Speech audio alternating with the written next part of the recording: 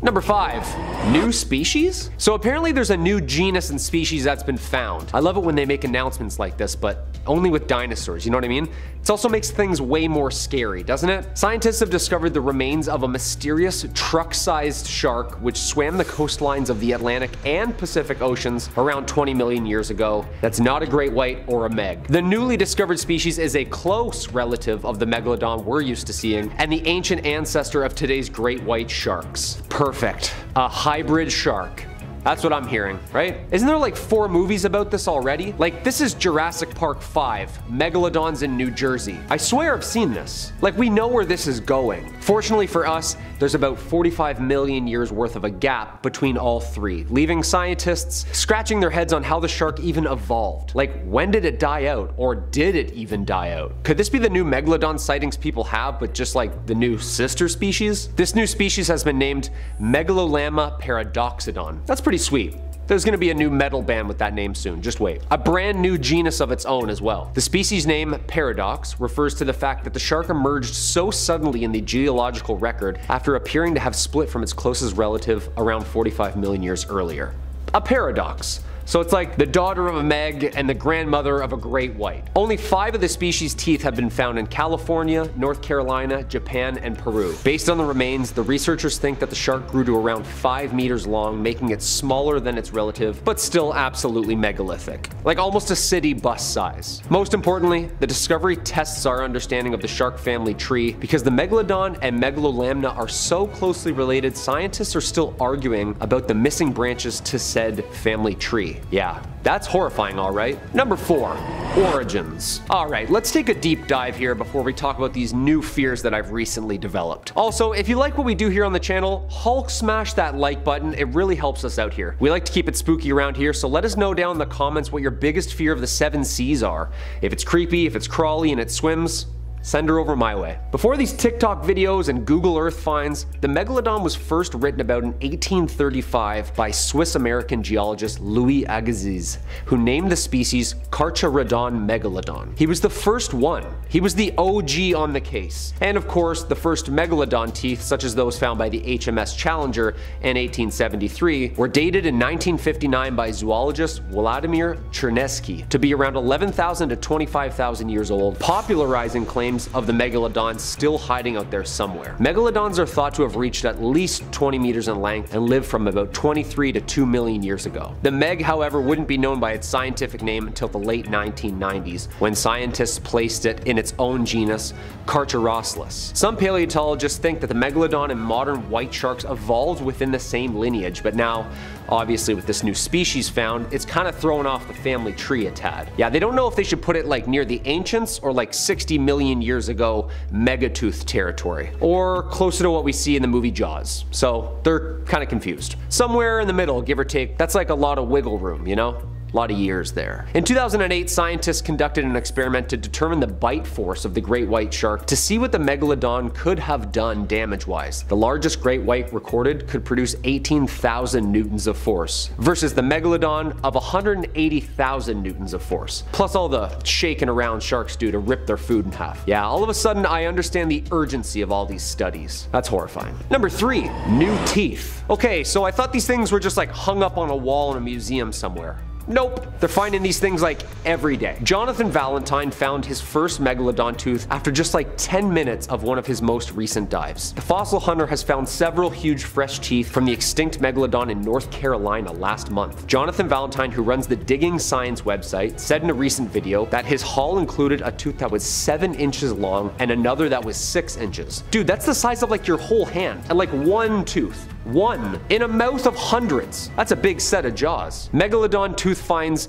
usually measure between 3 and 5 inches, but our boy here got lucky with these 2 big tooths. According to the Florida Museum of Natural History, on his North Carolina trip, Valentine explored coastlines that form bays and canals that used to be deep water ocean floors millions of years ago. Huge megalodon teeth can be found in these embayments. Florida is typically where he would explore to find megalodon teeth and ice age fossils, but these 2 giant gems were apparently apparently laying in what was a shallow nursery during the Miocene period, where big female megalodons would come in and have their babies and then ship back out to sea. Those babies would have a variety of different foods to eat, and they wouldn't have to worry about other deep water predators being so close to shore. They'd be able to just chill out, grow humongous, and then cruise into the ocean at their own pace. Apparently these waters in North Carolina would be like a nursery and then a feeding frenzy on local whales. Yeah, Valentine said, quote, "Holy shit, that thing's huge. That thing is insane. That's a big tooth." Wow, that's a pretty good start to this trip. Yeah, I'd say so, dude. You found one of the biggest teeth ever found, and in North Carolina. Also, isn't it scary that they weren't like in the middle of the Atlantic somewhere on a ship? They were like on the shores of North Carolina? Terrifying. Number 2, bigger in the cold. A new study reveals that the very, I hope, extinct megalodon or megatooth shark grew to larger sizes in cooler environments than in warmer areas. Kinda goes against what you think when you think about sharks, right? Florida, Bahamas, Mexico. Yeah, nope. Yeah, they could be anywhere in the Atlantic or even up by the North Pole. DePaul University's paleobiology took a look through time and space at the body size patterns of the megalodon. In reality, this species is only known from teeth and vertebrae that we found from fossil records. We don't really have a good idea of what its actually girth looked like. Accepted scientifically though, the thing was at least 50 feet and maybe bigger. The new study re-examined published records of megalodon teeth along with their estimated total body lengths. In the mid-1880s, German biologist Carl Bergman came up with a theory that larger animals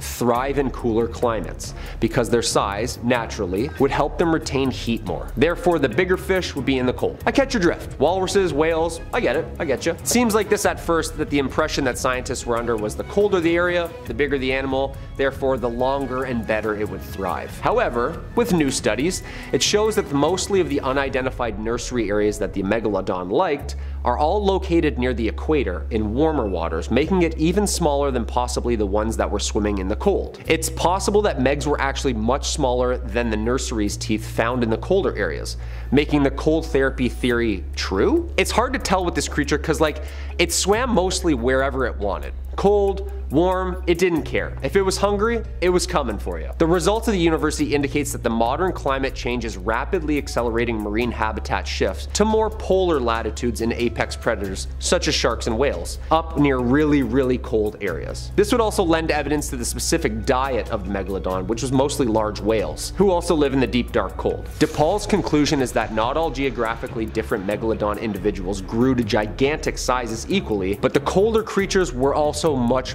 larger swimming in the cold water, ultimately securing Bergman's OG rule. Alright, so the Keys trip is back on then. Warm water for the win. They don't swim there. Or they do both. Oh. And the number 1 spot, alive? Could we have just found evidence on sonar to prove that there's something absolutely terrifying and massive still swimming the seas? We've found teeth in recent years and last month that have been relatively fresh. We've seen Google Earth blurs signifying that the waters can be really deceiving. Now, researchers think that they caught a little glimpse at something very weird and very big. Apparently sonar showed a 50-foot shark nearing a boat off New England waters. Shark researchers are accustomed to surprises, but the Atlantic Shark Institute was a little taken aback when something resembling an extinct megalodon shark appeared to just swim under them on sonar. Of course, flabbergasted after picking up what appeared to be a massive 50-foot shark-sized blurb, the sea scanners underneath the boat were fritzing. An Instagram post detailing the alleged discovery is currently making waves on a recent shark research trip. Researchers said, quote, "We were amused to see this shape appear on our fish finder for several minutes. Researchers from the Atlantic Shark Institute detected this anomaly in an undisclosed area. Unfortunately, the scientists' excitement quickly faded after the monster just turned out to be a massive monster school of fish. Whew, just sitting in the same spot for a while. Yeah, thank God." Researchers said, quote, "We waited for more of the rods to go off. However, much to our disappointment,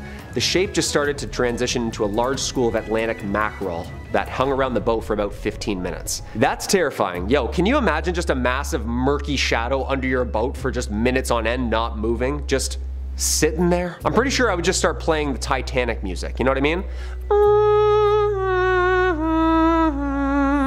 It's been a pleasure, gentlemen. Okay, so no actual megs caught yet, thank God, but it seems like we keep finding these remains, which is not necessarily a bad thing, but not necessarily a good thing. The cool thing, however, is each month there's more and more studies actively searching for this thing. To be honest, I hope it's gone forever. 10-foot hammerheads are scary enough, aren't they? Like eyes on the side of their heads? That's terrifying. Number 5, the Kraken. Over the port side, boys! There she blows! Batter down the hatches, the Kraken's here! I'm sorry, I absolutely could not resist. I'm just trying to paint you a picture of the scene here. The Kraken is an absolutely legendary sea monster, harking back to old sailors' tales from the 17th century.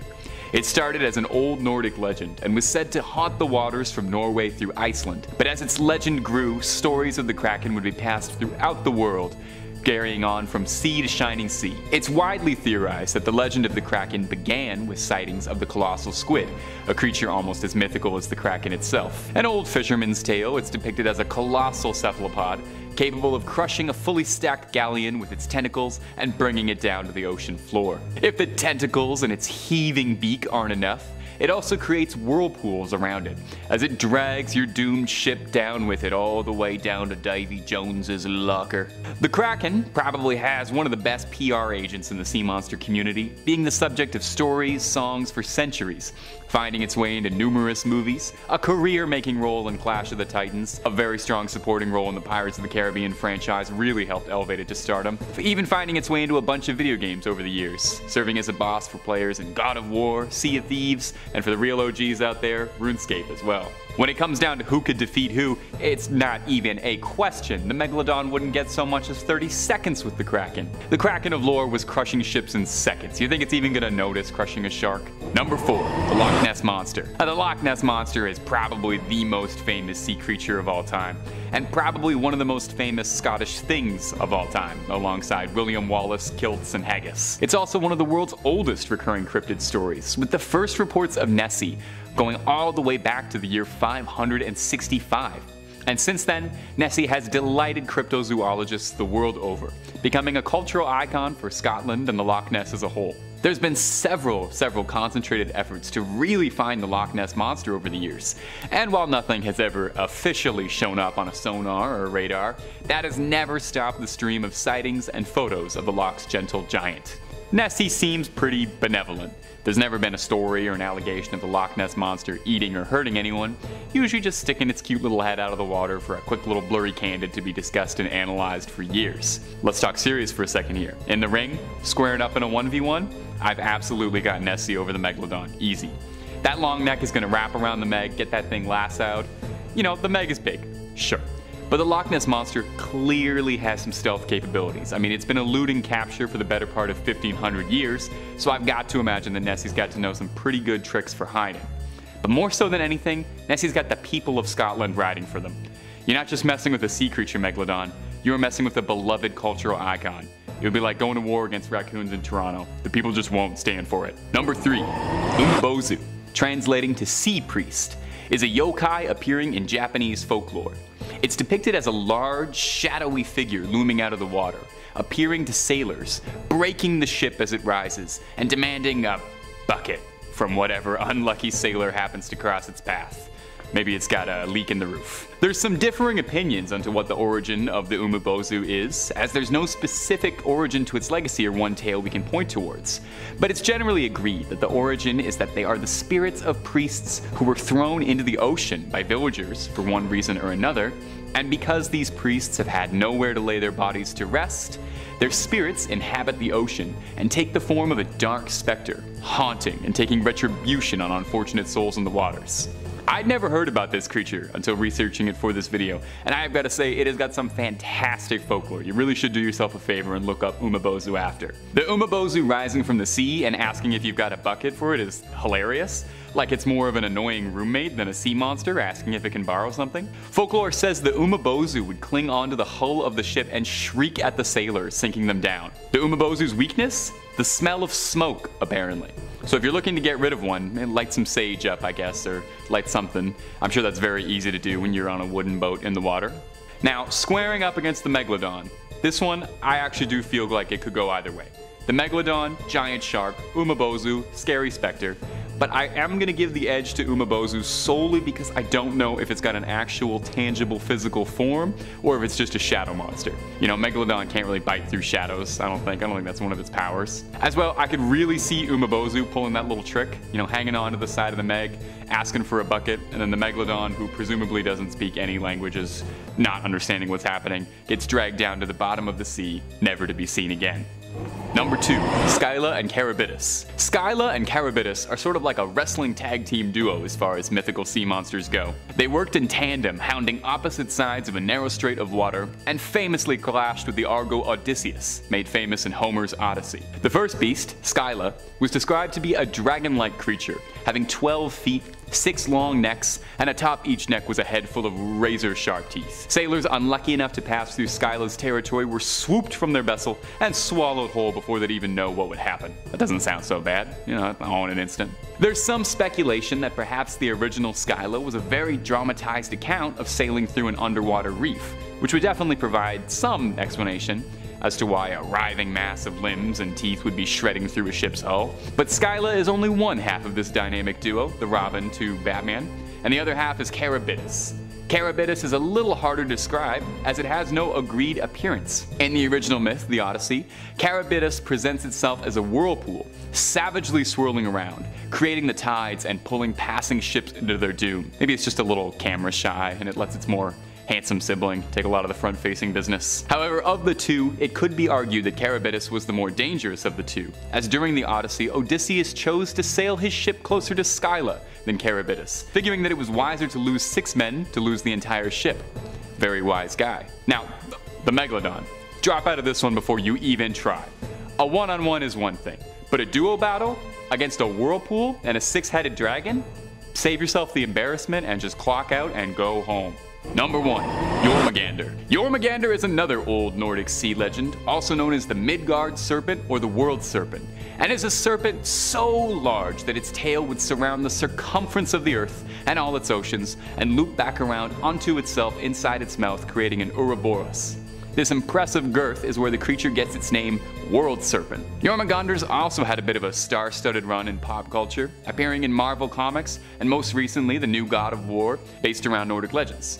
Jormungandr is fairly central to Nordic mythology, as it was said that when the creature would stop biting its own tail and release it from its jaws, it would be one of the signs of Ragnarok, and the creature would thrash its tail and the seas would rise up and flood Midgard, the Nordic term for their realm. There are several notable myths detailing Thor's many encounters with Jormungandr, and his various attempts to overpower the beast and to slay the mighty serpent, although as the myths go, he was never quite successful. Good for me, because I actually don't think I would do too great in Ragnarok. I'm really not much of a fighter, and I don't think I would do well wrestling any Vikings. It's said that when Ragnarok occurs, Thor will slay the mighty serpent, only to find himself defeated by poison from the creature himself. All of this to say is that as far as sea monsters go, there could not possibly be anyone more powerful in lore than Jormungandr. All this beast has to do to initiate the end of the world is to take its tail out of its mouth. The Megalodon wouldn't be able to challenge this thing. It would literally be over before it began. The Jormungandr opens its mouth to start the duel, and that's it. It's done. Not only is the Megalodon done, but everything's done. Seas flooding, fires raining down from the heavens. How could there possibly be a more powerful sea monster than this? Unless they update the Nordic myths at all, I doubt anything will ever top the legend of the Jormungandr. Number 5. The Mystery Sea Monster. Starting off at number 5, a research crew in Australia was studying the movement pattern of sharks, attaching a tracking device to a 9-foot-long shark to observe and report on its migration habits. What they found was a lot more compelling and a lot more disturbing than just monitoring a shark's Fitbit. After attaching the device, the team found that the shark had risen in temperature steeply, and it also descended approximately 2,000 feet below where it should be, where it then stayed for the better part of a week. Surely it was just doing a little sharky sightseeing, occasionally ascending and descending. From here, the trail goes completely cold. No data, no insights, until about 4 months later, the tracking device and absolutely nothing else washed up on a beach in southern Australia. The crew was completely stumped, no answers. Something had eaten their shark, that much was obvious, but what? Well, their best guess isn't going to provide you much comfort, because their hypothesis was that it must have been a much larger, much meaner shark preying on a smaller one like a schoolyard bully. Which is 6 kinds of terrifying if the best thing scientists can come up with to explain this is, oh, there's a gigantic shark with a taste for other sharks swimming around, and oh yeah, we have no idea what it actually is, and to be honest, we have no idea where it could be. It's great when scientists are kind of just throwing guesses at the wall. Unfortunately, no brighter insights about just what exactly it was that ate that original shark can be found because, well, they just never found the thing. So whatever did eat it could very well still be out there. Let's just be thankful that whatever the thing that ate it was, it's hiding out in Australia. And to our Australian viewers, maybe just check the water a little bit before your next surfing trip for me, okay? For me. Number 4, the Marino rocks shark. At number 4, also in Australia, that's going to be a recurring theme, a shark conservation research team was observing local sharks from above in a helicopter surrounding Marino rocks, a beach on the coast of southern Australia, when one of the researchers spotted a gargantuan great white circling just outside the beach. The shark was estimated to be 7 meters long, or 23 feet. Now, great whites rarely extend past 20 feet, so 23 feet was astronomical, making this thing one of the largest great white sharks ever recorded on camera. The shark actually matches up pretty decently with the size of the shark from Jaws, which, little Hollywood trivia for you, was intentionally designed to be out of proportion and oversized, which is beyond horrifying if the things we created to intentionally be scary looking is being outdone daily by Mother Nature's own creativity and what she's got cooking underwater. Now, the helicopter crew attempted to wrangle this shark out to sea to get a closer look on it and maybe lock it in a steel vault somewhere, but were unsuccessful in any of their attempts to wrangle this thing. So, I hate to be the bearer of bad news, but that means whatever this shark is, it's still out there swimming around Marino rocks, hopefully not getting up to too much trouble. Horrifying to think about a pleasant day at the beach and then coming up close and personal with a shark, you know, big enough to swallow you whole and then eat 2 more of you if it felt like it. Number 3, TikTok's Massachusetts Megalodon. Recently, a marine biodiversity student and musician, Alex Albrecht, was on a research cruise with fellow marine biology students when they made a jaw-dropping discovery. And like most people, upon discovering something potentially life-changing, swiftly posted the video to TikTok. Looking over the railing of a cruise ship, swimming around the ship is a behemoth of a shark, estimated to measure in at around 26 feet, looking truly prehistoric as it swims around the ship. The video is taken up from the rigging of the ship just to give you a good sense of just how stupendously large this thing is. In the video, one of the researchers can even be loudly heard asking if that's the famed Megalodon swimming around them. Now, obviously after this video was posted, it went viral pretty quick. I mean, it had the attention of everybody, garnering up to 36 million views and catching the attention of shark aficionados, megalodon hunters, and people with a lot more shark authority than me, who suspect that the shark in question is not the legendary megalodon, but in fact a basking shark, one of the largest species of sharks on the planet, dwarfed only by the whale shark in terms of sheer size. Now, you look at this thing, and it's pretty easy to understand why a shark this big could have shocked a fully stocked crew of marine researchers, having them convinced that they've gone toe-to-toe with the Meg. Basking sharks, luckily enough, are docile and ambivalent towards humans, but look at the inside of this thing. Does this not look like something out of your absolute worst nightmares? Like something out of an H.P. Lovecraft story? This thing could swallow me whole and not even realize it had done it. It's got a mouth like a black hole. The only comfort I'm finding is that if this thing is swimming around the shores of Boston, if it causes any trouble, surely Mark Wahlberg is there to protect us. Number 2, Mariana's Trench sighting. Now, besides sharing the name with the Canadian smash hit pop band, the Mariana's Trench is notable for being the deepest trench in our oceans, meaning if anything absolutely spine-chilling was living under the radar, away from the prying eye of research crews, there is a fairly good chance it would be swimming around down here.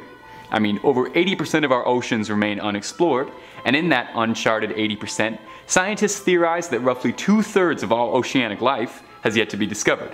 It's a testament to just how deep and dark our oceans run, so it's not uncommon for theorists to suspect that this is where the mighty prehistoric Megalodon could be hiding.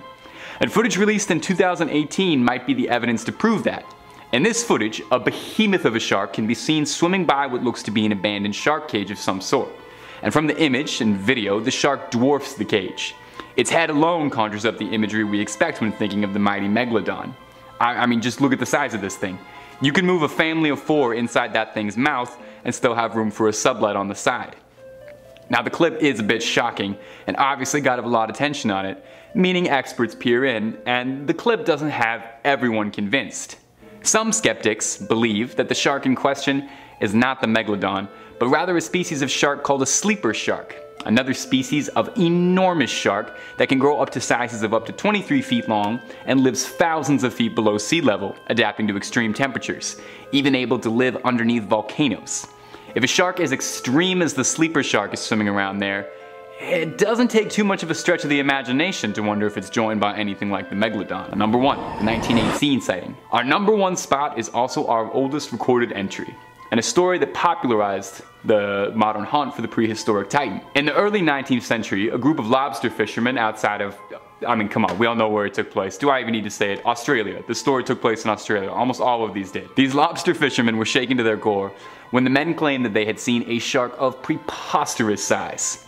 Naturalist David Stead provided a written description of the sighting, which is what we've been going on, writing that the men had been at work on the fishing grounds, which lie in deep water, when an immense shark of almost unbelievable proportions put in an appearance, lifting pot after pot containing many crayfishes, and taking, as the men said, the pots, mooring lines, and all. These crayfish pots, it should be mentioned, were about 3 feet 6 inches in diameter and frequently contained from 2 to 3 dozen good-sized crayfish, each weighing several pounds. The men were all unanimous that this shark was something the like of which they had never dreamed of. The claims from the fishermen was that the shark was somewhere between 115 feet to a staggering 300 feet. The men insisted that the water boiled as this beast swam past. And as if this salty old campfire story wasn't scaring you enough already, the men also all claimed together that the shark was a ghastly white, calling to mind the white whale from Moby Dick. Unfortunately, since it was the 19th century, we don't have a convenient TikTok to watch over and over and analyze frame by frame, so we have to take whatever scraps we can get, which is the word of a bunch of old lobster fishermen. It's entirely possible that, you know, a few beers deep and 12 hours in the sun would cause you to start to see anything. But by that same token, it could just have been likely that these men witnessed something thought long extinct. Number 5. Riley's tooth. 8-year-old Riley Gracely of Pennsylvania discovered something very, very old recently. Okay, come on, we know where this is going. It's a tooth, okay? He found a tooth, a very old tooth. Prehistoric tooth, and a prehistoric discovery to say the least, and that just happened last month in August. But he's no stranger to spotting fossilized teeth, of course, as the family makes it an annual getaway to get out, get some fresh air, and try and dig up the find of a century. The long extinct Carcharodontis angustidens, however, a megatooth brother species of shark who swam next to the infamous Meg species. During their visit to Myrtle Beach, South Carolina, Riley and his parents were excavating and fossil hunting at a very well-preserved, well-known fossil excursion near Somerville when the boys stumbled upon this perfectly preserved 5-inch extinct shark tooth. Dad had this to say: "We vacation in Myrtle Beach every summer, so from the time that Riley and his brother Colin could walk, we've been into searching for these treasures on the beach. Riley's collection is still in its early stages, so he's keeping it for now, but who knows, in time,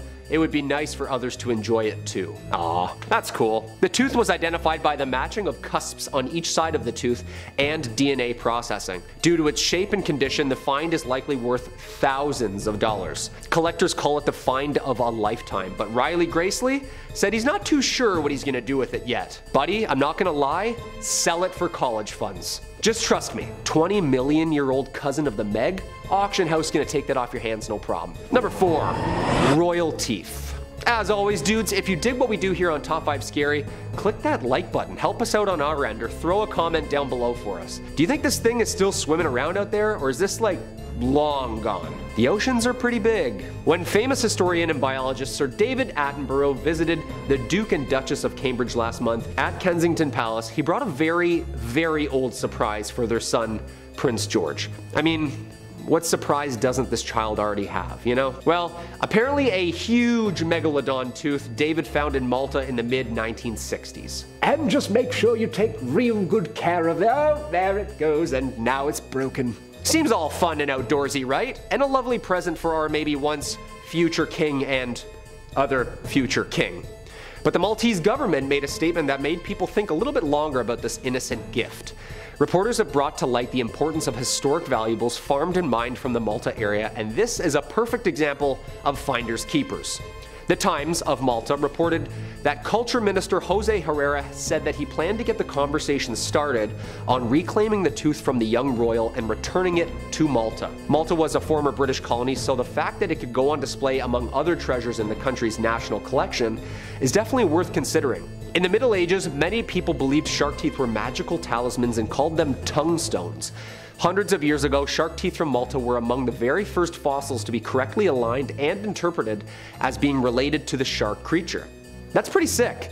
And that's history right there, so we need to respect that. I'm not really sure how that's gonna work with things found in the water, like is it pirate code at the time, international water type stuff? Either or, I think it's a good conversation to have.